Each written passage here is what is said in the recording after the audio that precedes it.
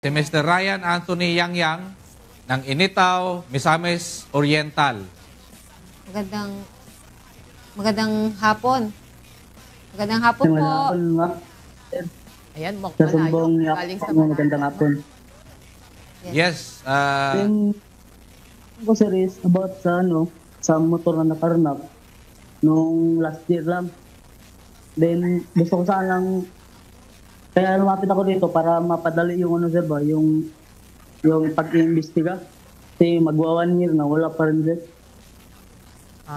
Natatagalan siya, ma'am. Oo, tanong ko lang, Kuya Ryan, anong opisina ka lumapit or nagreklamo, nilapit mo yung problema na yan? Pagreklamo ko ma'am, mga bandang 1 ata yung nawala kasi may hawak akong TV noon. Kasi nag-leave ako ng isang araw para lang makakuha ako ng STB. Then, lumapit ako sa police. Mga 5 ata kapin yan. 5 or 6 na. Kasi hinintay kong maka-out ako galing sa trabaho. Kailan to, Kuya? Mga 5 na ma'am, PM. Kailan again? Di ba last year? Di ba ma'am sabi yan last year? Last year niyo po yan na ilapit sa police, tama po? Okay, ma'am. Oo. Last year po. Ulitin po namin, anong buwan po? November yun ma'am. Ayun, November. Malapit na mag-isang taon. Oo nga, malapit na mag-isang taon. Anong opisina po ba kayo lumapit? Sa police station ng Initaw. Oh, Initaw police sir. station, sir. Nakapunta ka na pala doon sa Initaw Police Station. Anong sabi ng investigador natin doon? May mga hiningi ba siya na mga dokumento? Hiningi lang sir is yung ORCR, then yung picture ng motor ko na nawala. Pagkatapos, anong sabi niya sa'yo na mag-feedback siya after a week? Sabi niya is tatawagan lang din or magbibigay lang siya ng update pag may bagong balita na sa motor. Malamang ma'am, gumawa naman na ng steps yung ating police station. So malaman po natin ma'am kung na-coordinate naman na siguro yan ma'am sa HPG, na ipa-alarma na po siguro yung motor. So malaman sana natin sir sa Initaw Police Station. Mayroon naman tayong resource person, sir. Sige, nandito yung Chief of Police ng Initaw. Pwede siguro natin tanungin yung Chief of Police para malaman natin kung ano na yung update sa reklamo ni Mr. Ryan Yangyang. Major Marstar Lorenzo, good afternoon. Sir, magandang hapon po sa lahat. Labi na yan, Sir Joseph. Magandang hapon, Sir. Hapon. Time ko pala, ng DRDO ako dyan nung nangyari itong itong insidente na ito. So please, ano na yung update sa reklamo ni Sir Ryan? So, Sir, as of now, Sir, nire-review po natin yung case, Sir. And ang atong gawin po talaga ngayon, Sir, is i-review po natin bago po kasi tayong hepe po dani, Sir. Hindi natin panahon yung naitabo, Sir. Kung i-review po yung case, Sir, para mabigyan po ng solusyon yung problema ni Sir Ryan, Sir. Ma-actionan natin, Sir. Anong action taken ng IOC natin? Inano na ba niya ito? Naka-alarma na sa HPG? So, Sir, ngayon, Sir, nahanap pa namin yung mga detalye, Sir. So, dahil hindi din po ako na sa case, Sir. Na well-versed pa, Sir. Pero sa ngayon, Sir, kung makakuha ko na lahat ng detalye, Sir, ako mismo mong personal na pupunta kay Sir Ryan, Sir, para ma-update natin siya. Possible, masolusyonan yung naging problema po ni Sir Ryan, Sir. Yes, please visit Sir Ryan doon sa puntahan mo na siya sa residence nila para makuha natin yung detalye.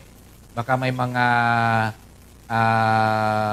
information din siya, kagaya ng sinasabi na CCTV footage, baka kilala niya or may nakakilala doon. Matulungan natin siya. Please, COP, medyo matagal na ito, napabayaan natin. Sana ang kuha natin ay action agad. No? Please. Yes. Naintindihan Yes, sir. Nakakaasa po kayo, sir, na actionan po namin agad ang nasabing insidente, sir. Opo, naintindihan ko sir si Sir Ryan dahil November niya pa po ito na ilapit. ilapit. At tanungin ko lang po, Sir Ryan, simula po nung nailapit niyo last November, kailan po yung huling follow-up niyo po sa kanila? Actually, ma'am, nung pagkawala, mga every sa isang linggo, dalawa siguro, hanggang sa ngayon, isang buwan na lang siguro kung punta nun. Nagpa-follow up. So, lagi po niya nagpa-follow up. So, naintindihan ko, ma'am, natatagalan na po talaga si Sir Ryan. Anyway, ngayon po na nakausap na po natin si Major Lorenzo, sir, at ipa-follow up po natin to dahil ang reason nga po ni Sir Ryan, gusto daw niya mapabilis. Yes. So, dahil, sir, nabigyan niyo naman na po ng instruction si Sir Lorenzo, ay tututukan po ito ng action center natin. Yes, aasahan po natin na Major Lorenzo na pinakamatagal na yung Lunes, no, na mag-communicate ka or mabisitahan mo si doon sa residence niya para maasikaso ito at hopefully ma-recover natin yung motorsiklo or update, makapag-file tayo ng kaso doon sa suspect. Yes, sir. Actually, sir, nag-initial na po kaming usap sa True Phone, sir. Nire-ready ko lang po, sir, yung mga documents, sir, para malaman ko po yung bibigay kong update sa kanya personally, sir. Salamat. Baka may panawagan po si Sir Ryan sa mga nakakita sa insidente or kung sino-sino yung may mga nakakaalam para matulungan po natin ang pulis na mapabilis yung pag-conduct ng investigation sa nangyaring pag-knockout ng kanyang motorsiklo. Yes.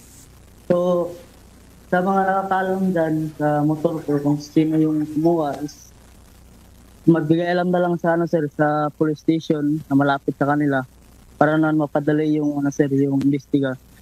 Yun lang, sir. Maraming salamat po, Sir Ryan, sa pagtiwala sa inyong kapulisan, lalong-lalo na dito sa programa natin. Sana wag po kayong magsawa na magtiwala sa inyong kapulisan.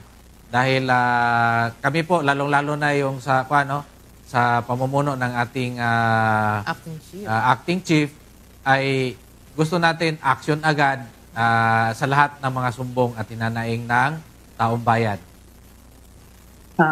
Maraming salamat sa sumbong action agad. Then sa PNP chief sa Anita, maraming salamat, sir. Sa staff niyo dyan, sir, maraming salamat. Sa kay COP, maraming salamat sa pagsagot. Muli, sa Lunes, kailangan may update na tayo dyan. So, may part 2, sir. May part 2 tayo dito. May part 2 agad tayo sa Monday. Yes. So, wag po natin kalimutan sa ating Chief of Police. As a resource person, please provide the Sumbong Nyo Action Agad program with your action videos, photos, and the result of your investigation. Hindi na sumagot siya. Yes, ma'am. Kopya po, ma'am. Ayun. Narinig ko yung